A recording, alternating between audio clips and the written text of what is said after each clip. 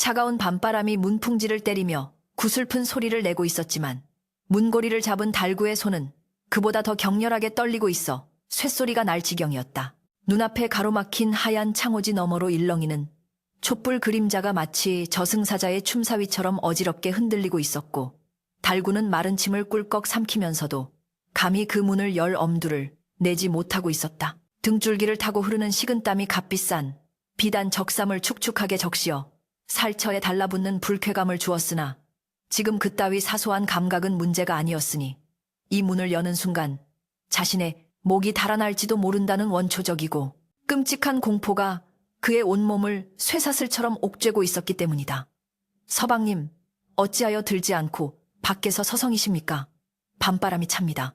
방 안에서 들려오는 나지막하고 떨리는 여인의 목소리가 고막을 때리자 달구의 심장은 쿵 하고 내려앉아 그대로 바닥을 뚫고 들어갈 것만 같았고, 터질 듯한 심장 소리가 혹여나 방 안의 신부에게까지 들릴까봐 숨조차 제대로 쉴 수 없었다.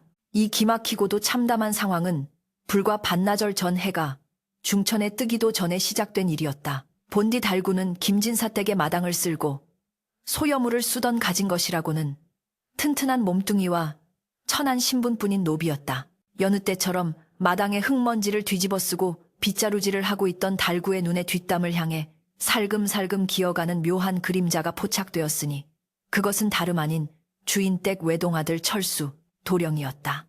이놈 달구야, 네가 본 것을 입 밖으로 냈다가는 내 손에 뼈도 못 추릴 줄 알아라. 철수는 평소 학문보다는 투전판을 기웃거리며 주색 잡기에 능하고 책임감이라고는 눈을 씻고 찾아봐도 없는 위인이었는데 오늘 혼례를 올릴 채 부자댁 신부의 가세가 기울어 볼품없고 신부의 얼굴 또한 박색이라는 헛소문을 주막에서 주워 듣고는 기어이 야반도주를 감행하려 했던 것이다. 그러나 뛰는 놈 위에 나는 놈 있다고 했던가. 철수가 담장에 매달려 끙끙거리는 꼴을 대감마님께서 호랑이 같은 눈으로 목격하시니 도망치려던 철수의 얄팍한 계획은 물거품이 되고 말았다. 네, 이놈 오늘이 무슨 날인지 잊었느냐. 가문의 명예가 걸린 혼례날의 도망이라니. 내 놈이 정녕 미친 개로구나.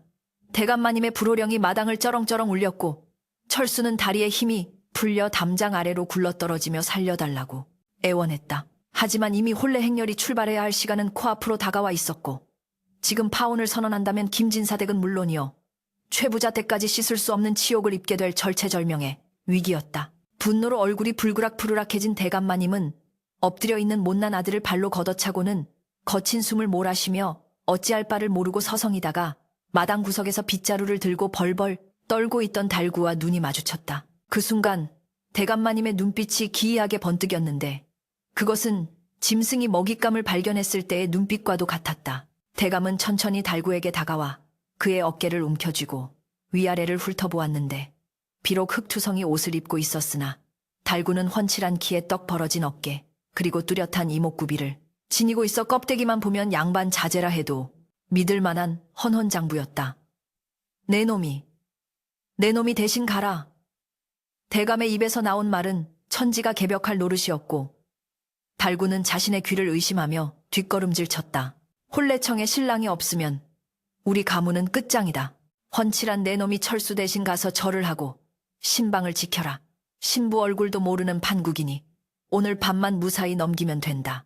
거부할 수 없는 양반의 서슬퍼런 명령 앞에 천출인 달구가 할 수 있는 대답은 오직 침묵과 복종뿐이었으나 속으로는 이건 죽으러 가는 길이다라는 생각에 피눈물을 삼켰다. 강제로 안채로 끌려가 때를 밀고 몸에 맞지 않는 비단, 속바지를 겹겹이 껴입는 동안 달구는 거울 속에 비친 자신의 모습이 너무나 낯설어 헛웃음이 나올 지경이었다.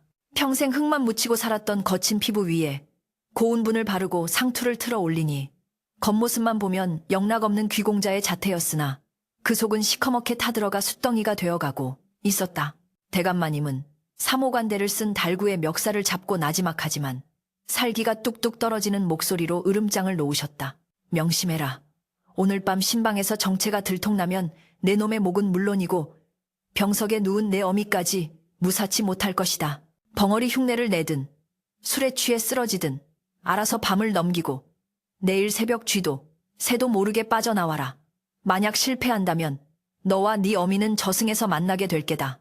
그것은 단순한 부탁이 아니라 달구의 가장 약한 부분을 인질로 잡은 잔인한 협박이었다.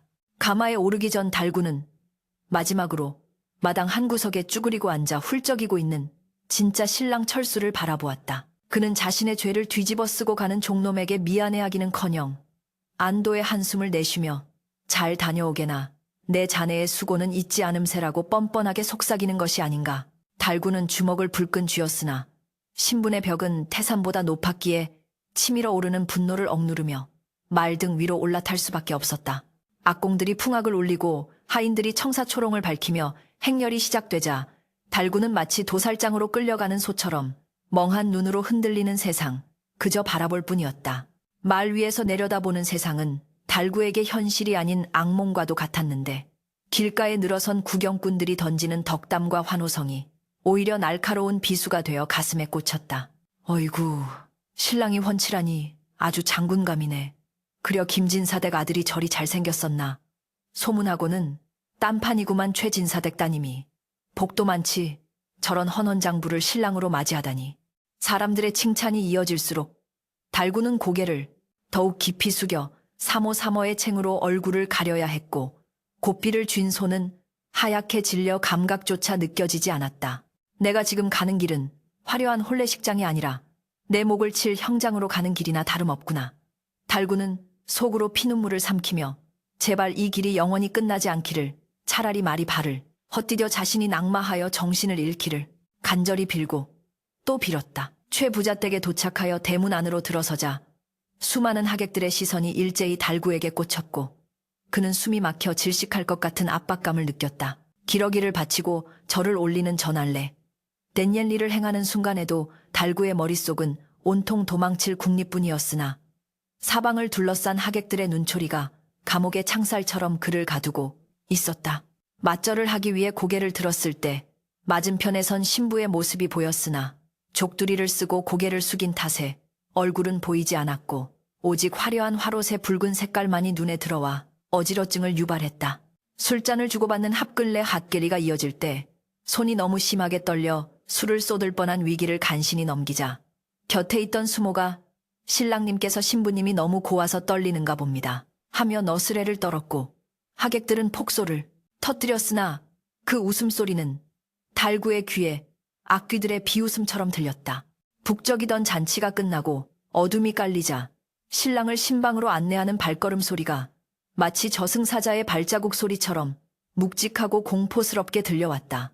술에 취한 척 비틀거리며 신방 앞까지 끌려온 달구는 문 하나를 사이에 두고 운명의 갈림길에 서게 되었으니 들어가면 주인을 속인 사기꾼이요 도망치면 주인을 배신한 역적이 되는 진퇴양난의 형국이었다. 차가운 밤바람이 옷깃을 파고들어 억지로 정신을 번쩍 들게 했지만 차라리 이대로 기절이라도 했으면 좋겠다는 비겁하고도 간절한 바람이 머릿속을 맴돌았다. 대감마님의 서늘한 협박과 홀로 계신 늙은 어머니의 주름진 얼굴이 주마등처럼 스쳐 지나가자 달구는 질끈 눈을 감고 어금니를 꽉 깨물었다. 피할 수 없다면 부딪히는 수밖에 없다. 다시 현재 달구는 떨리는 손에 억지로 힘을 주어 문고리를 잡아당겼다. 낡은 경첩이 비명을 지르듯 끼익 소리를 내며 문이 열렸고 따스한 온기와 함께 은은한 백합 향기가 확 끼쳐와 달구의 코끝을 자극했다. 방 안에는 붉은 촛불 두 자루가 일렁이며 기묘한 그림자를 만들어내고 있었고 그 중앙에 다소곳이 앉아있는 여인의 모습이 눈에 들어왔다. 그녀는 고개를 숙이고 있었지만 단정하게 모은 손과 흐트러짐 없는 자세에서 범접할 수 없는 양반가의 기품이 흘러나와 달구는 숨이 턱 막히는 것 같았다. 이제 되돌릴 수 없다.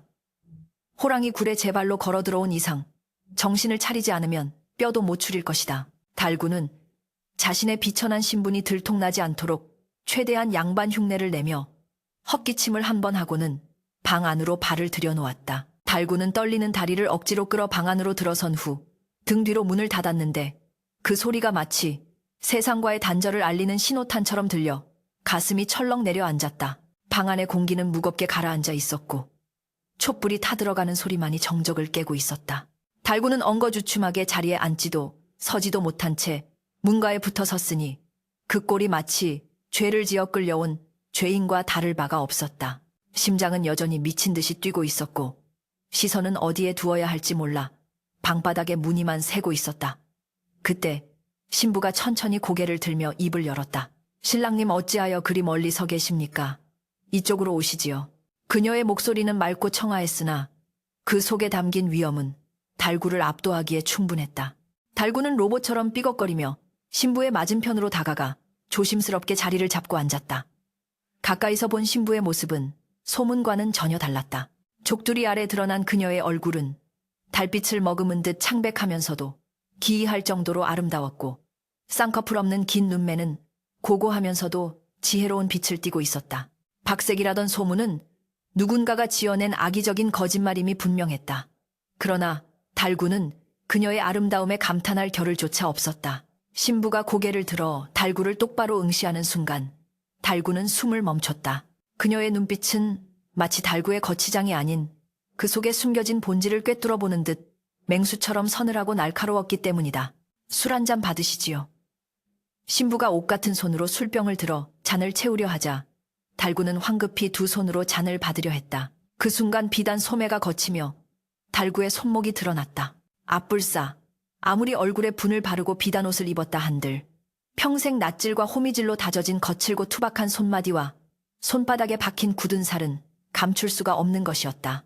양반님네들의 희고 고운 손과는 비교할 수조차 없는 노동의 흔적이 역력한 그 손을 보는 순간 신부의 눈동자가 미세하게 흔들렸다. 술을 따르던 신부의 손이 공중에서 멈추었고 정적은 더욱 깊고 무겁게 내려앉았다. 달구는 본능적으로 손을 뒤로 감추려 했으나 이미 엎질러진 물이었다. 신부는 술병을 천천히 내려놓고 달구의 얼굴과 거친 손을 번갈아 바라보았다. 그녀의 눈빛에서 의구심이 확신으로 변해가는 것을 보며 달구는 절망했다. 이제 끝이구나. 여기서 소리를 지르면 밖에서 대기하던 하인들이 들이닥칠 것이고 나는 멍석마리를 당해 죽게 될 것이다. 식은땀이 비오듯 쏟아졌고 달구의 입술은 파랗게 질려갔다. 도망쳐야 하나 아니면 무릎을 꿇고 빌어야 하나. 머릿속이 하얗게 변해버린 그때 신부의 입술이 열리며 달구의 심장을 관통하는 한마디가 흘러나왔다. 당신 도대체 누구십니까? 신부의 목소리는 낮았지만 그 울림은 천둥보다 컸다. 그것은 달구의 예상을 완전히 빗나간 그러나 가장 두려워했던 질문이었다. 그녀는 이미 눈치채고 있었던 것이다. 달구는 다리에 힘이 풀려 그 자리에 털썩 주저앉고 말았고 머리에 쓰고 있던 사모관대가 삐뚤어지며 그의 비천하고 초라한 실체가 만천하에 드러날 위기에 처했다. 신부의 눈동자 속에 비친 자신의 모습은 고고한 양반 도령이 아닌 겁에 질려 파들파들 떨고 있는 천한 노비달구 그 자체였다. 밤은 깊어가고 거짓으로 쌓아 올린 위태로운 모래성이 무너져 내리는 파국의 순간이 바로 코앞에 닥쳐왔다. 당신 도대체 누구십니까? 그 한마디는 예리한 비수가 되어 달구의 심장을 정통으로 꿰뚫었으니 억지로 부여잡고 있던 이성의 끈이 툭 하고 끊어지는 소리가 귓가에 들리는 듯했다. 더 이상 버틸 재간이 없었다. 달구는 쓰고 있던 사모를 벗어 바닥에 내동댕이 치듯 내려놓고는 짐승이 비명을 지르듯 털썩 무릎을 꿇고 납작 엎드렸는데 그 기세가 어찌나 맹렬한지 이마가 방바닥에 쿵 하고 부딪혀 둔탁한 소리가 정적을 깼다. 죽을 죄를 지었습니다. 아기씨, 아님, 제발 이 천한 목숨만은 살려주십시오. 달구의 입에서 터져나온 목소리는 양반의 점잔 빼는 음성이 아니라 생존 본능에 짓눌려 터져나온 노비 본연의 처절한 울부짖음이었다. 방바닥에 이마를 지식인 채 벌벌 떠는 달구의 등 위로 촛불 그림자가 길게 드리워졌고 방 안의 공기는 순식간에 차갑게 얼어붙어 숨소리조차 내기 힘든 살얼음판으로 변해버렸다. 연화는 눈앞에서 벌어지는 기가 막힌 상황에 말문이 막혀 한동안 아무런 말도 하지 못하고 그저 싸늘한 눈으로 엎드린 사내를 내려다볼 뿐이었다. 혼례청에서 수많은 하객들의 축복을 받으며 맞절을 했던 헌헌장부 서방님이 하룻밤 사이에 비굴하게 목숨을 구걸하는 종놈으로 변해버린 이 현실을 어찌 받아들여야 한단 말인가. 그녀의 고운 미간이 찌푸려졌고 쥐고 있던 치마폭이 하얗게 질린 소나기 힘에 의해 구겨졌다. 고개를 드시오. 한참의 침묵 끝에 흘러나온 그녀의 목소리는 분노보다는 황망함에 가까웠으나 그 속에 서린 서슬퍼런 위엄은 여전했다. 달구는 감히 고개를 들 엄두조차 내지 못한 채 바닥에 코를 박고 웅얼거렸다. 소인은 김진사댁의 마당새 달구라 하옵니다. 대감마님의 언명으로 차마 거역할 수 없어 일이 되었습니다요. 흑흑. 달구의 자백은 본물 터지듯 이어졌는데 진짜 신랑인 철수 도령이 자신의 외모가 박색이라는 헛소문을 듣고 도망쳤다는 사실과 가문의 체면을 위해 대감마님이 자신을 강제로 꾸며 보냈다는 전말이 낱낱이 밝혀졌다. 이야기를 듣는 연화의 얼굴은 수치심과 배신감으로 붉게 달아올랐다가 이내 창백하게 질려갔다. 도망친 신랑 가짜 대역, 그리고 속아서 첫날 밤을 맞이한 신부, 삼류 소설에서도 나오지 않을 법한 치졸한 비극의 주인공이 바로 자신이라니. 연화는 입술을 깨물어 피가 맺힐 정도로 분을 사겼으나 이내 허탈한 웃음이 새어나왔다. 박색이라 내 얼굴이 흉측하여 도망을 쳤다 하더냐. 그녀의 자조 섞인 물음에 달구는 화들짝 놀라 고개를 저으며 바닥을 긁었다. 아니옵니다. 절대 아니옵니다. 소인이 제 눈으로 똑똑히 보았습니다. 아기 씨는, 아니 마님은 하늘에서 내려온 선녀 같으십니다요. 그 멍청한 철수 도령놈이 눈이 삐어도 단단히 푼 것이지 천벌을 받을 놈입니다. 달구는 공포 속에서도 눈앞의 신부가 얼마나 아름다운지, 그리고 자신이 섬기던 주인이 얼마나 비겁한지를 본능적으로 토해냈다. 그 투박하지만 진심 어린 항변이 연화의 가슴 속에 묘한 파동을 일으켰다. 연화는 품속에서 은장도를 꺼내들었다. 서슬퍼런 칼날이 촛불빛을 받아 섬뜩하게 번뜩이자 달구는 아, 이제 진짜 죽는구나 싶어 눈을 질끈 감고 몸을 웅크렸다. 그러나 칼끝은 달구의 목이 아닌 촛불의 심지를 향했다. 다탁 심지가 잘려나가며 불꽃이 잠시 사그라들었다가 다시 타올랐다. 내 놈의 목을 베어 개에게 던져주고 싶으나 그리하면 내 신세 또한 처량해질 뿐이다.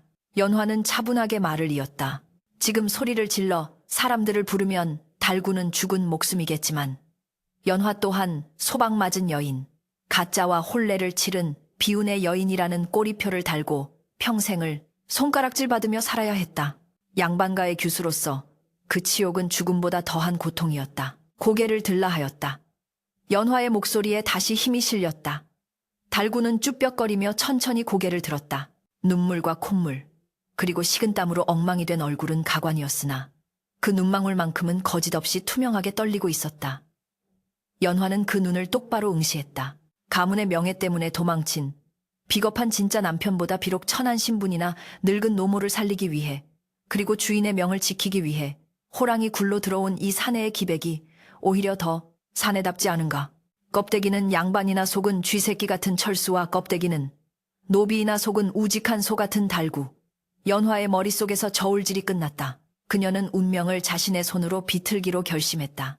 달구, 내 이름이 달구라 했느냐? 연화가 물었다. 예, 그렇습니다요. 달구가 기어들어가는 목소리로 답했다. 지금 이 순간부터 이 방을 나갈 때까지, 그리고 네 주인이 제 발로 기어 돌아올 때까지 너는 달구가 아니다. 너는 내 지아비이자 이 집의 사위인 김철수다. 연화의 선언은 청천벽력과도 같았다. 달구는 눈을 동그랗게 뜨고 입을 떡 벌렸다. 마님, 그게 무슨... 소인은 감히... 싫으냐? 그럼 지금 당장 밖으로 나가 나는 가짜요 하고 외치거라. 그럼 내 손에 죽기 전에 우리 아버지의 하인들에게 멍석마리를 당해 죽을 것이다. 연화의 눈빛은 단호했다. 달구는 마른 침을 삼켰다. 선택의 여지가 없었다. 죽느냐 아니면 양반 연기를 하며 목숨을 부지하느냐. 답은 이미 정해져 있었다. 하겠습니다. 요한이 하겠소. 부인. 달구가 어색하게 말을 높이자 연화의 입가에 옅은 미소가 스쳤다. 그것은 비웃음이 아닌 공범자를 향한 씁쓸한 동지의식이었다. 그래, 잘했다. 서방님. 연화가 서방님이라고 부르는 순간 달구의 심장은 다시 한번 쿵쾅거렸다. 그러나 이번에는 공포가 아닌 알 수 없는 벅차오름이었다. 평생 머리를 조아리기만 했던 자신이 감히 넘볼 수 없는 고귀한 여인에게 서방님 대접을 받다니. 비록 거짓일지언정 이 순간만큼은 진짜 사내가 된 기분이었다. 두 사람은 촛불 아래 마주 앉아 기묘한 밤을 지새우기 시작했다. 연화는 달구에게 양반의 법도와 말투, 걸음걸이, 식사 예절 따위를 속성으로 가르쳤다. 양반은 밥을 먹을 때 소리를 내지 않습니다. 숟가락을 놓을 때도 조심해야 합니다. 걸을 때는 뒷짐을 지고 느릿하게, 시선은 정면을 향해야 합니다. 달구는 연화의 지도를 스펀지처럼 빨아들였다. 본래 눈치가 빠르고 손재주가 좋았던 달구는 어깨너머로 배운 것들을 흉내내는데 탁월한 재능이 있었다. 몇 시즌이 지나자 그의 말투에서 천박한 기운이 조금씩 빠지고 제법 양반 흉내를 낼 수 있게 되었다. 연화는 내심 놀랐다. 이 산에 다듬지 않은 원석일지도 모른다. 흙 속에 묻혀 빛을 보지 못했을 뿐 제대로 배우고 익힌다면 제 몫을 할 위인이었다. 새벽닭이 울 때쯤 두 사람은 지쳐서 잠시 벽에 기대어 앉았다. 신방의 촛불은 거의 다 타들어가 심지만 가물거리고 있었다. 오늘 밤은 바닥에서 주무세요. 저는 이불 위에서 잘 테니. 연화가 단호하게 선을 그었다. 당연한 처사였다. 감히 종놈이 양반 규수의 옆자리를 탐할 수는 없는 노릇이었다. 달구는 감사한 마음으로 맨바닥에 엎드렸다. 차가운 냉기가 올라왔지만 마음만은 뜨끈했다. 하지만 잠은 오지 않았다. 벽 하나를 사이에 두고 누워있는 신부의 숨소리가 들려올 때마다 달구는 뒤척였다. 내가 정말 이 짓을 해낼 수 있을까? 내일 날이 밝으면 장인어른과 처남들을 마주해야 하는데 들키지 않을 수 있을까? 불안감이 엄습했지만 동시에 묘한 오기도 생겼다. 자신을 믿고 어쩌면 이용하는 것이겠지만 목숨을 걸어준 저 여인을 위해서라도 절대로 들켜서는 안 된다. 달구는 주먹을 꽉 쥐었다. 이왕 이렇게 된 거 죽기 살기로 해보자. 철수 도령, 그놈보다 내가 못할 게 뭐 있나. 사지육신 멀쩡하고 머리도 돌아간다. 내일 아침 방문을 열고 나가는 순간 나는 천출 달구가 아니라 명문가 김진사 댁의 아들 김철수가 되는 것이다. 동이 터오고 창호지 문이 푸르스름하게 밝아올 무렵 밖에서 하녀의 목소리가 들려왔다. 아기씨, 서방님, 기침하셨습니까? 새 순물을 대령했습니다. 올 것이 왔다. 달구는 벌떡 일어나 옷매무새를 다듬었다. 밤새 연습했던 양반의 표정을 지어 보였다. 연화도 일어나 달구의 옷고름을 직접 메어주었다. 그녀의 손길이 닿자 달구는 숨을 멈췄다. 떨지 마세요. 당신은 할 수 있습니다. 아니, 해내야만 합니다. 연화가 달구의 눈을 보며 속삭였다. 그 눈빛은 차가우면서도 뜨거웠다. 달구는 고개를 끄덕였다. 염려 마시오 부인. 내 실망시키지 않으리다. 달구는 짐짓 굵은 목소리로 답하고는 심호흡을 한 번 크게 한 뒤 방문을 활짝 열어젖혔다. 문 밖에는 상쾌한 아침 공기와 함께 수많은 처가 식솔들의 호기심 어린 눈동자가 기다리고 있었다. 달구는 뒷짐을 딱 지고 턱을 치켜들며 마루로 나섰다. 그의 등 뒤에서 비치는 아침 햇살이 그를 감싸 안아 마치 후광처럼 빛나게 했다. 어흠 밤새 평안했느냐. 달구의 우렁찬 첫마디가 처가 마당을 울렸고 하녀들은 어머, 신랑님 목소리도 참 좋으셔라 하며 얼굴을 붉혔다. 그 모습을 뒤에서 지켜보던 연화의 입가에 아주 옅지만 분명한 미소가 번졌다. 위험천만한 처가살이 그 아슬아슬한 이중생활의 막이 비로소 오른 것이다. 그러나 그들은 아직 몰랐다. 진짜 시련은 껍데기를 연기하는 것이 아니라 껍데기 속에 숨겨진 진짜 재능이 세상 밖으로 드러날 때 찾아온다는 것을. 그리고 그 재능을 시험할 첫 번째 관문이 깐깐하기로 소문난 장인어른 최진사의 서재에서 기다리고 있음을. 아침 식탁 위에 오른 밥상은 다리가 휘어질 만큼 풍성했으나 달구에게는 그 진수성찬이 모래알을 씹는 것과 다를 바가 없었다. 숟가락을 드는 손이 미세하게 떨리는 것을 감추려 애쓰며 달구는 맞은편에 앉은 장인 최진사의 눈치를 살폈다.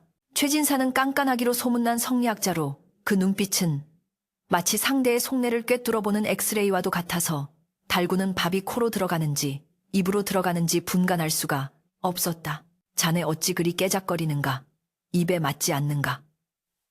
최진사의 묵직한 질문에 달구는 화들짝 놀라며 국물을 후루룩 들이켰다가 사레가 들려 콜록거렸다. 아, 아니옵니다. 장인어른 음식 맛이 기가 막혀서 감격하느라 그만. 달구의 너스레에 최진사는 혀를 차며 고개를 저었으나 입가에는 옅은 미소가 번졌다. 겉보기엔 허우대 멀쩡한 사위가 어딘가 어수룩해 보이는 것이 영 마음에 차지 않으면서도 한편으로는 순박해 보여 경계심을 늦추게 만들었기 때문이다. 식사가 끝나자마자 최진사는 달구를 사랑방으로 불렀다. 내 자네에게 보여줄 것이 있으니 따라오게. 달구의 등줄기에 다시금 식은땀이 흘렀다. 사랑방이라니. 그곳은 글 읽는 양반들의 전유물이 아니던가. 까막눈인 자신이 들어갔다가는 미천이 드러나는 것은 시간 문제였다. 달구는 구원 요청을 보내듯 안채 쪽을 힐끔거렸으나 연화는 보이지 않았다. 도살장에 끌려가는 소처럼 터덜터덜 사랑방으로 들어선 달구의 코끝에 묵향과 오래된 종이 냄새가 훅 끼쳐왔다. 방 안에는 서책들이 벽을 가득 채우고 있었고 방바닥에는 정체불명의 장부들이 산더미처럼 쌓여 있었다. 안 깨나. 최진사는 붓을 들어먹을 갈며 천천히 입을 열었다. 자네 집안이 대대로 이제 리사에 밝다고 들었네. 우리 집안의 골칫거리인 소장료 문제를 자네가 한번 살펴봐 주게나. 달구는 눈앞이 캄캄해졌다. 글자라고는 하늘 천따지밖에 모르는 자신이 장부를 검토하라니. 이건 고양이에게 생선을 맡기는 것이 아니라 고양이에게 생선 요리를 시키는 격이었다. 그러나 거절할 명분이 없었다. 달구는 떨리는 손으로 장부 한 권을 집어들었다. 다행히도 장부에는 어려운 한자보다는 숫자와 기호들이 가득했다. 어깨너머로 주어들은 풍월과 김진사 댁에서 마당쇠 노릇을 하며 창고지기들이 쌀가마니 술을 속일 때 쓰던 수법들을 눈여겨봐 두었던 것이 불현듯 떠올랐다. 달구는 눈을 가늘게 뜨고 숫자를 훑어내려갔다. 이상했다. 추수는 예년보다 좋았는데 곳간에 들어온 쌀의 양은 오히려 줄어 있었다. 장부상으로는 숫자가 딱딱 맞아떨어졌으나 달구의 노비 본능이 무언가 잘못되었음을 직감했다. 장인어른, 이 장부를 작성한 이가 누구입니까? 달구가 짐짓 근엄한 목소리로 물었다. 우리 집 마름 소작관리인 인박 서방 1세. 10년 넘게 우리 집 일을 봐준 믿을 만한 사람이지. 최진사의 대답에 달구는 속으로 코웃음을 쳤다. 믿는 도끼에 발등 찍힌다더니 딱 그 꼴이구만. 달구는 장부를 덮고 단호하게 말했다. 장인어른, 잠시 마름을 불러주실 수 있겠습니까? 물어볼 것이 있습니다. 잠시 후 뺀질거리는 인상의 박서방이 사랑방으로 들어왔다. 그는 갓 들어온 새신랑 따위는 안중에도 없다는 듯 거만한 태도로 인사를 건넸다. 부르셨습니까요, 서방님? 달구는 박서방의 눈빛에서 자신과 같은 종류의 냄새, 즉 약삭 빠른 아랫사람의 냄새를 맡았다. 달구는 장부를 탁 소리나게 내려놓으며 박서방을 노려보았다. 이복의 박서방, 올해 비가 적당히 와서 벼 알곡이 꽉 찼다고 들었네. 헌데 어찌하여 쌀가마니의 무게가 작년 흉년 때와 똑같이 기록되어 있는가? 박서방은 당황한 기색을 감추며 능청스럽게 대답했다. 아이고, 서방님도 참 껍질만 좋았지 속은 쭉정이가 많아서 그렇습니다요. 나라님도 모르는 농사일을 도련님께서 어찌 아시겠습니까? 그것은 명백한 무시였다. 하지만 달구는 물러서지 않았다. 그는 양반의 체면 따위는 집어치우고 자신이 가장 잘 아는 언어로 치고 들어갔다. 그래, 그럼 지금 당장 곡간을 열어 쌀가마니 하나를 뜯어보세. 내 눈으로 직접 쭉정이를 확인해야겠네. 만약 쭉정이가 아니라 알곡이 가득하다면 자네가 쌀가마니 밑바닥에 모래주머니를 채워 무게를 맞추고 알곡을 빼돌린 것으로 알겠네. 박서방의 얼굴이 사색이 되었다. 모래주머니 수법은 노비들 사이에서도 아주 고단수들만 쓰는 비밀스러운 횡령 방식이었다. 평생 글만 읽은 도련님이 알 수 있는 수법이 아니었다. 아니, 그게 무슨... 박서방이 말을 더듬자 최진사의 눈빛이 매섭게 변했다. 지금 당장 곡간으로 가자. 최진사의 호령에 박서방은 그 자리에 털썩 주저앉아 벌벌 떨며 이실직고했다. 그는 지난 3년 동안 교묘하게 장부를 조작해 쌀을 빼돌려왔던 것이다. 달구의 예리한 지적 덕분에 최진사 댁은 구멍난 독을 막을 수 있었다. 이 사건은 최진사 댁에 큰 파장을 일으켰다. 최진사는 사위를 다시 보게 되었다. 허허, 내 자네를 오해했네. 글만 읽은 샌님인 줄 알았더니 실사구시 시시조시를 몸소 실천하는 인재였구만. 암백성을 다스리려면 세상 물정을 알아야지. 최진사는 달구의 손을 꼭 잡으며 감격해했다. 달구는 쥐구멍에라도 숨고 싶은 심정이었으나 겉으로는 겸손하게 웃어 보였다.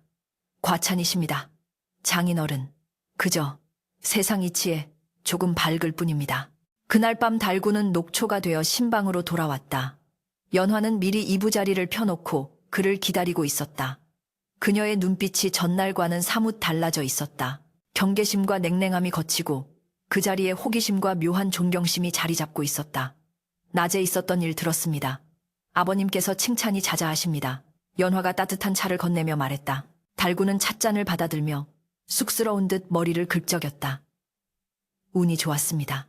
그저 제가 종놈이라 놈들의 수법을 잘 알았을 뿐이지요. 양반님들은 죽었다 깨어나도 모를 일들입니다. 달구의 자조적인 말에 연화는 고개를 저었다. 아니요. 그것은 신분의 문제가 아니라 지혜의 문제입니다. 당신은 제가 생각했던 것보다 훨씬 더 훌륭한 분이십니다. 연화의 진심 어린 칭찬에 달구의 심장이 쿵 내려앉았다. 가짜 신랑 도망친 주인의 대역일 뿐인 자신에게 훌륭하다고 말해주는 여인. 달구는 가슴 한 구석이 찌릿해지는 통증을 느꼈다. 그것은 죄책감이자 동시에 피어오르는 연정이었다. 연화는 달구의 거친 손을 조심스럽게 잡았다. 손이 많이 거치시군요. 이 손으로 얼마나 많은 고생을 하셨을지 이제야 알 것 같습니다. 그녀의 온기가 손바닥을 타고 전해져 오자 달구는 온몸이 녹아내리는 것 같았다. 부인, 달구는 무언가 말하려다 입을 다물었다. 저는 당신을 좋아하게 된 것 같습니다라는 말이 목구멍까지 차올랐으나 차마 내뱉을 수 없었다. 자신은 언제 쫓겨날지 모르는 가짜였으니까. 그러나 그날 밤 두 사람 사이에는 보이지 않는 끈이 연결되었다. 연화는 달구에게 글을 가르쳐 주기로 했다. 까막눈인 것이 들통나면 곤란하니 밤마다 제가 천자문부터 가르쳐 드리겠습니다. 정말입니까? 저 같은 놈도 글을 배울 수 있겠습니까?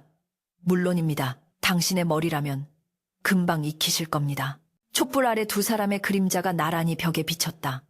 연화가 붓을 쥐는 법을 가르쳐 주기 위해 달구의 손을 감싸 쥐자 달구는 숨소리조차 낼 수 없을 정도로 긴장했다. 글자 하나하나를 써내려갈 때마다 두 사람의 마음도 조금씩 포개어졌다. 달구는 밤새워 글을 익혔다. 단순히 들키지 않기 위해서가 아니었다. 그녀에게 부끄럽지 않은 사내가 되고 싶다는 태어나서 처음으로 가져보는 뜨거운 열망 때문이었다. 낮에는 장인의 신임을 얻어 집안일을 척척 해결하고 밤에는 아내의 스승이 되어 학문을 익히는 달구의 이중생활은 놀랍도록 순탄하게 흘러갔다. 최진사댁의 가세는 날로 번창했고 마을 사람들은 최진사댁 사위가 복덩이라며 칭송했다. 어느덧 계절이 바뀌어 찬바람이 불기 시작했다. 달구의 얼굴에도 제법 귀티가 흐르고 말투와 행동 거지에서 천박함은 완전히 사라졌다. 이제 누가 봐도 그는 완벽한 양반 김철수였다. 연화와 함께 장터에 나들이를 나간 날 달구는 연화에게 옷가락지를 사주며 수줍게 건넸다. 비싼 것은 아니오만 내 마음이요. 연화는 얼굴을 붉히며 가락지를 끼었다. 두 사람은 서로를 바라보며 웃었다. 이 행복이 영원할 것만 같았다.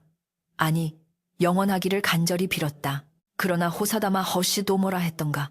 운명은 그들에게 그리 호락호락하지 않았다. 장터 한 구석에서 국밥을 퍼먹으며 그들을 지켜보는 음흉한 시선이 있었으니 꾀죄죄한 몰골에 삿갓을 푹 눌러쓴 사내였다. 그는 달구와 연화의 다정한 모습을 보며 이를 갈았다. 저놈이 감히 내 자리를 차지하고 호의호식하고 있어 내 놈의 가죽을 벗겨 죽이고 말 테다. 그는 다름 아닌 전 재산을 탕진하고 거짓골이 되어 돌아온 진짜 김철수였다. 탐욕과 질투로 번들거리는 그의 눈빛이 행복에 겨운 두 사람의 등 뒤를 칼날처럼 겨누고 있었다. 폭풍전야의 고요함은 이제 끝이 나고 파국을 알리는 거센 비바람이 몰려오고 있었다. 찬바람이 뼛속까지 스며드는 늦가을의 저녁이었다. 최진사댁 사랑방에서는 화기애애한 웃음꽃이 피어나고 있었다. 달구가 제안한 새로운 농법 덕분에 올해 수확량이 크게 늘어 소작인들도 최진사도 모두 한박 웃음을 짓고 있었기 때문이다. 자네 덕분에 우리 집안이 다시 일어서는구만. 내 자네를 사위로 맞은 건 조상님의 은덕이야. 최진사가 술잔을 건네며 호탕하게 웃었다. 달구는 공손히 두 손으로 잔을 받으며 고개를 숙였다. 과찬이십니다. 장인어른, 모두 아버님께서 믿고 맡겨주신 덕분입니다. 겉으로는 태연해 보였으나 달구의 속은 시커멓게 타들어가고 있었다. 장터에서 느꼈던 섬뜩한 시선이 며칠째 뇌리에서 떠나지 않았기 때문이다. 불길한 예감이 그림자처럼 그를 따라다녔다. 그때 대문 밖에서 왁자지껄한 소란이 일어났다. 이놈들아, 내가 누구인 줄 알고 앞을 막느냐. 내가 바로 이 집안의 진짜 사위, 김진사댁 아들 김철수란 말이다. 찢어지는 듯한 고함 소리에 사랑방의 정적이 깨졌다. 최진사의 미간이 찌푸려졌다. 밖이 웬 소란이냐. 하인이 헐레벌떡 뛰어들어와 엎드렸다. 마님, 웬 미치광이 거지가 들어와 행패를 부리고 있습니다. 자기가 진짜 김철수라며 달구의 심장이 쿵 하고 바닥으로 떨어졌다. 올 것이 왔다. 달구는 쥐고 있던 술잔을 꽉 움켜쥐었다. 손끝이 하얗게 질렸다. 뭐라, 어떤 미친놈이 감히 최진사가 벌떡 일어나 밖으로 나갔다. 달구도 비틀거리는 다리를 억지로 지탱하며 뒤를 따랐다. 마당에는 거짓골을 한 사내가 하인들에게 붙잡혀 발버둥 치고 있었다. 헝클어진 머리에 때가 꼬질꼬질한 옷을 입었으나 그 도끼 서린 눈빛만은 형형했다. 최진사가 마루에 서서 호통을 쳤다. 네 이놈, 여기가 어디라고 와서 행패냐. 그러자 거지가 고개를 쳐들고 소리쳤다. 장인어른 접니다. 제가 진짜 철수입니다. 저기, 저놈은 우리 집 종놈 달구란 말입니다. 그가 손가락으로 달구를 가리키자 마당에 모인 모든 사람들의 시선이 일제히 달구에게 꽂혔다. 달구는 숨이 턱 막혔다. 세상이 빙글빙글 도는 것 같았다. 최진사가 달구를 돌아보았다. 이게 무슨 소리냐, 자네 종이라니. 달구는 입이 떨어지지 않았다. 변명하고 싶었으나 목구멍이 꽉 막혀 아무 소리도 나오지 않았다. 그때 거지가 품속에서 꼬질꼬질한 호패 하나를 꺼내 던졌다. 이걸 보십시오. 이게 제 호패입니다. 저놈은 제 호패도 없이 남의 이름을 도용하여 사기를 치고 있는 천한 종놈입니다. 최진사가 떨리는 손으로 호패를 주워들었다. 분명 김철수라는 이름이 선명했다. 최진사의 얼굴이 흑빛으로 변했다. 자네, 이것이 사실인가? 최진사의 떨리는 목소리에 달구는 무릎을 꿇었다. 더 이상 숨길 수 없었다. 장인어른, 죽을 죄를 지었습니다. 마당은 순식간에 아수라장이 되었다. 저놈을 매우 쳐라. 관하로 끌고 가라. 진짜 철수는 기세등등하게 소리쳤다. 감히 주인 행세를 해. 내 오늘 내 놈의 가죽을 벗겨주마. 하인들이 달구에게 달려들었다. 달구는 저항하지 않았다. 몽둥이 찜질이 쏟아졌다. 억하는 신음소리와 함께 달구의 몸이 바닥에 처박혔다. 뼈가 부러지는 고통보다 더 아픈 것은 자신을 경멸 어린 눈으로 바라보는 사람들의 시선이었다. 그때였다. 멈추시오. 날카로운 외침이 마당을 갈랐다. 안채에서 연화가 뛰어나왔다. 그녀는 하얗게 질린 얼굴로 달구의 앞을 막아섰다. 비키시오 부인, 저놈은 사기꾼입니다. 철수가 비아냥거렸다. 그러나 연화는 흔들리지 않았다. 그녀는 차가운 눈으로 철수를 노려보았다. 당신이 김철수입니까? 그렇소. 내가 진짜요. 그렇다면 묻겠습니다. 혼례날 가문의 명예를 헌신짝처럼 버리고 도망친 자가 바로 당신입니까? 연화의 서슬퍼런 질문에 철수는 말문이 막혔다. 그건 오해가 있어서. 오해. 내 얼굴이 박색이라는 소문을 듣고 야반도주한 것이 오해입니까? 가문이 망했다는 헛소문을 믿고 조강지처를 벌인 것이 오해입니까? 연화의 목소리가 점점 높아졌다. 그녀의 눈에서 불길이 일었다. 이 사람은 비록 천한 신분이나 당신이 버린 자리를 지키기 위해 목숨을 걸었습니다. 당신이 도박판에서 탕진할 때 이 사람은 우리 집안의 빚을 갚고 소작인들을 살폈습니다. 누가 진짜입니까? 핏줄만 양반이면 양반입니까? 짐승만도 못한 짓을 하고도 양반이라 할 수 있습니까? 연화의 절규의 마당은 찬물을 끼얹은 듯 조용해졌다. 최진사는 멍하니 연화를 바라보았다. 평소 조신하기만 했던 딸의 입에서 저토록 당찬 말이 나오다니. 그리고 그녀의 말이 틀린 구석이 하나도 없었다. 하지만 국법은 냉혹했다. 신분 질서는 하늘의 뜻과 같았다. 관하로 끌려간 달구는 형틀에 묶였다. 사또가 위엄있게 내려다보았다. 내 이놈 천한 것이 감히 양반 행세를 하고 양반집 규수를 능욕하였으니 그 죄는 능지처참에 해당한다. 할 말이 있느냐. 달구는 피투성이가 된 입술을 달싹였다. 사또 나으리, 소인은 죽어도 여한이 없습니다. 다만 마님과 장인어른께 누를 끼친 것만은 용서해 주십시오. 마지막 순간까지 남을 걱정하는 달구의 모습에 구경하던 백성들이 웅성거렸다. 저 사람이 진짜 양반보다 낫네 그려. 그씀 세상이 거꾸로 돌아가는구만. 그때 철수가 앞으로 나서며 소리쳤다. 사또 저놈을 당장 죽여주십시오. 그리고 저 여자도 한패이니 함께 벌해야 마땅합니다. 그의 말에 연화가 사또 앞으로 나아갔다. 그녀는 고개를 꼿꼿이 들고 말했다. 사또, 저는 이 사람과 부부의 연을 맺었습니다. 첫날 밤 이 사람은 자신의 정체를 밝히고 죽여달라 하였습니다. 그러나 제가 붙잡았습니다. 도망친 비겁자보다 저를 지켜준 이 사람이 제 지압이라 여겼기 때문입니다. 이 사람을 죽이시려거든 저도 함께 죽여주십시오. 연화는 달구의 옆에 무릎을 꿇고 손을 잡았다. 피 묻은 달구의 손을 꽉 쥔 그녀의 손이 가늘게 떨리고 있었다. 사또는 난감해졌다. 법대로라면 둘 다 죽여야 마땅하나 민심이 심상치 않았다. 게다가 진짜 철수의 파렴치한 행각이 이미 소문으로 다 퍼진 상태였다. 그때 최진사가 관아 마당으로 들어섰다. 그는 갓을 벗고 흰옷을 입은 채였다. 사또, 이 모든 것은 못난 아비인 제 탓입니다. 가문을 위해 천한자를 사위로 들인 것도, 도망친 사위를 이제야 알아본 것도 모두 제 불찰입니다. 허나 최진사는 철수를 쏘아보았다. 저놈은 내 사위가 될 자격이 없습니다. 내 사위는 오직 저기 형틀에 묶인 달구, 아니 김서방뿐입니다. 최진사의 선언은 충격적이었다. 양반이 그것도 깐깐한 성리학자가 천추를 사위로 인정하다니. 사또 저놈이 미쳤나 봅니다. 철수가 발악했다. 그러나 사또는 곰방대를 탁탁 털며 입을 열었다. 김철수, 너는 혼례를 거부하고 도망친 죄, 그리고 이제 와서 재산을 탐내어 소란을 피운 죄가 명백하다. 양반의 채통을 잃은 자는 더 이상 양반이 아니다. 여봐라, 저놈을 곤장 100대에 처하고 마을에서 영구 추방하라. 사또, 이건 부당합니다. 철수가 끌려나가며 비명을 질렀으나 아무도 그를 동정하지 않았다. 사또는 달구를 내려다보았다. 달구, 너는 비록 신분을 속였으나 그 마음 씀씀이가 갸륵하고 처가에 큰 공을 세웠으니 정상 참작의 여지가 있다. 허나 국법을 어긴 죄는 피할 수 없다. 달구는 눈을 감고 처분을 기다렸다. 곤장 10대를 맞고 김진사 댁으로 돌아가 죗값을 치르라. 단, 최진사가 너를 면천 면젠 시켜준다면 이야기가 달라지겠지. 사또의 은근한 눈짓에 최진사가 즉시 엎드렸다. 소인 재산을 털어서라도 이 아이를 면천시키겠습니다. 관아 마당에 환호성이 터져나왔다. 달구는 흐릿한 눈으로 연화를 바라보았다. 그녀가 울면서 웃고 있었다. 피투성이가 된 몸이었지만 달구는 태어나서 가장 가벼운 기분을 느꼈다. 껍데기가 벗겨지고 진정한 나로서 인정받는 순간이었다. 고통 속에서도 달구의 입가에 미소가 번졌다. 이것이 끝이 아니었다. 새로운 시작이었다. 비로소 진짜 부부가 되기 위한 가장 험난한 고개를 넘은 것이었다. 곤장이 내리꽂히는 소리조차 그들의 앞날을 축복하는 북소리처럼 들려왔다. 곤장 10대의 대가는 혹독했으나 달구에게 그 고통은 마치 훈장과도 같았다. 엉덩이가 터져나가 피가 배어나오는 와중에도 달구는 지게에 실려 처가로 돌아오는 내내 실성한 사람처럼 해벌쭉 웃고 있었다.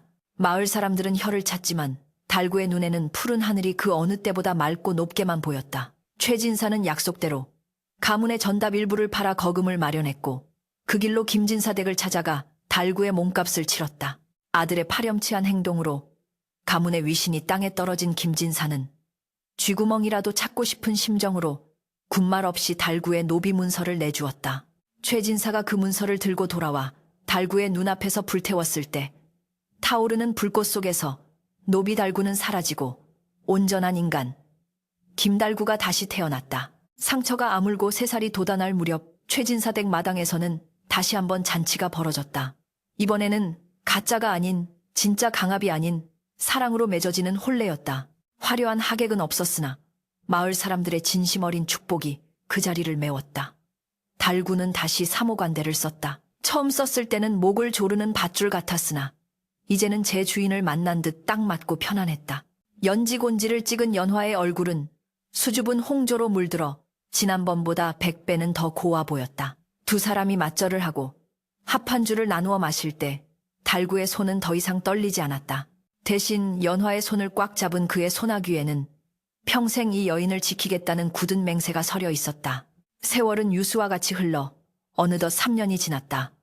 최진사 댁의 고가는 해가 갈수록 불어났다.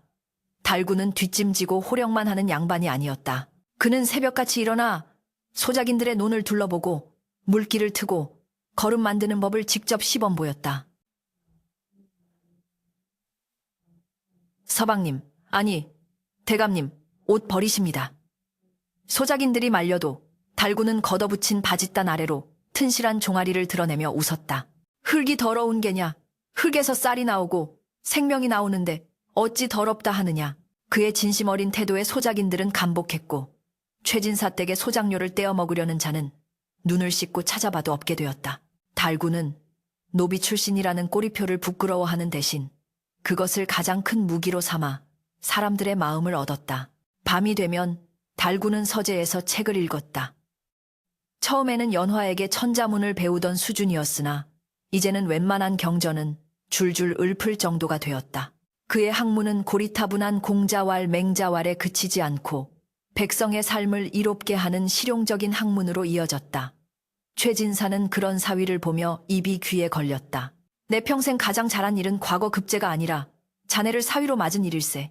장인의 칭찬에 달구는 그저 머리를 긁적일 뿐이었다. 어느 늦가을 저녁 달구와 연화는 마루에 나란히 앉아 둥근 보름달을 바라보고 있었다. 마당에서는 귀뚜라미 소리가 정겹게 들려오고 방 안에서는 새근거리는 아기 숨소리가 들려왔다. 지난 봄에 태어난 첫 아들이었다. 연화가 달구의 어깨에 머리를 기대며 나지막이 물었다. 서방님, 기억나십니까? 그 무시무시했던 첫날 밤이요. 달구가 껄껄 웃었다. 어찌 있겠소. 내 평생 그렇게 떤 적은 없었지. 호랑이 굴에 들어간 토끼가 딱 그 짝이었을게요. 그때 당신이 도망치지 않고 문을 열고 들어와 주어서 얼마나 고마웠는지 모릅니다. 연화의 말에 달구는 그녀의 손을 잡고 부드럽게 쓰다듬었다. 이제 그의 손은 여전히 굳은 살이 박여 있었지만 더 이상 거칠기만 한 손이 아니었다. 가족을 지탱하는 든든한 가장의 손이었다. 부인 덕분이요. 껍데기만 번지르르한 놈이 아니라 속이 꽉 찬 사내가 되라며 나를 믿어준 부인 덕에 내가 사람이 되었소. 달구의 말에 연화가 눈시울을 붉혔다. 사실 마을에는 흉흉한 소문도 돌고 있었다. 진짜 김철수가 노름판을 전전하다가 결국 산적 패거리의 짐꾼이 되어 비명행사했다는 소식이었다. 핏줄과 가문만 믿고 오만방자하게 굴던 이의 말로는 비참했다.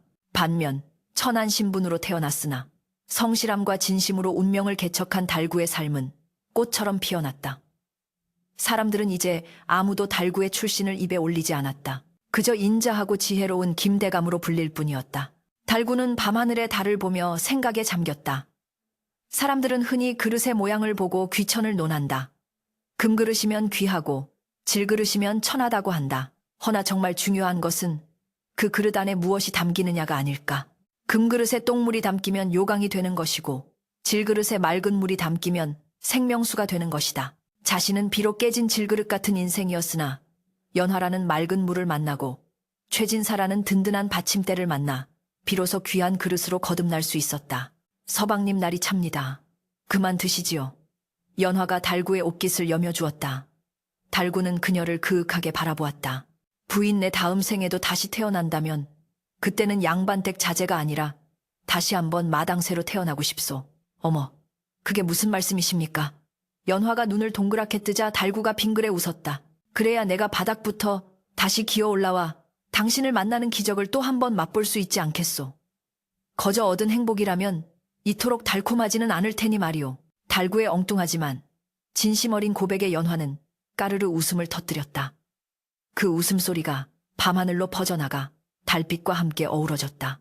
방 안으로 들어선 두 사람은 곤히 잠든 아기의 볼을 한 번씩 쓰다듬고는 이불을 덮고 누웠다. 문풍지 너머로 바람이 불었으나 방 안은 훈훈하기만 했다. 달구는 눈을 감으며 되뇌었다. 인생은 태어난 대로 사는 것이 아니라 살아가는 대로 만들어지는 것이라고.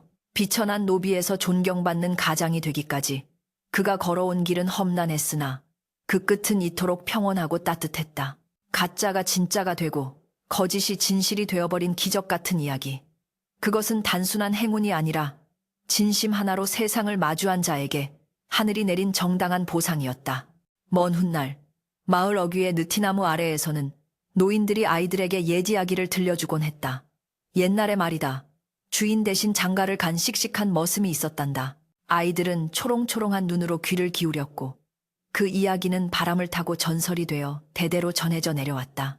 겉모습에 현혹되지 말고 사람의 본바탕을 보라는, 그리고 진심은 반드시 통한다는 소박하지만 위대한 진리를 품은 채로